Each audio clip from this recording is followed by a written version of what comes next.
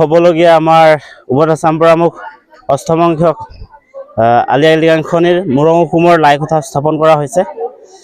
এই কাৰণে আমাৰ সমূহ ডেকা গাভৰু সকলো মিলি আজি মাংগলিক পৰম্পৰা ৰীতি নীতিৰে আমি লাই কোঠা স্থাপন কৰা হৈছে আজি। আৰু বাকী আমাৰ 12-13 মাৰ্চত আমাৰ মূল মিটিংখন আছে। এই বৰ্ণাঢ্য দুদিনীয়া কাৰ্যসূচীত সকলোৰে সহায় সহযোগিতা মই কামনা কৰিছোঁ। অসমবাসী ৰাইজলৈ লৃগাং বিহুৰ হোলক যাচিছোঁ।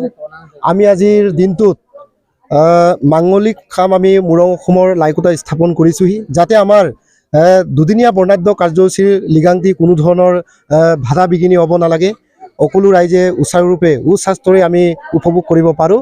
এইবাবে আমি আৰু মিচিঙৰ ইয়াৰ সামতো আলি আই লৃগাংখনি জীয়াই ৰখাৰ স্বাৰ্থত, মিচিং সংস্কৃতি কৃষ্টি সংস্কৃতি জীয়াই ৰখাৰ স্বাৰ্থত আমি এই কাম কৰিবলৈ আমি গাঁৱৰ সকলো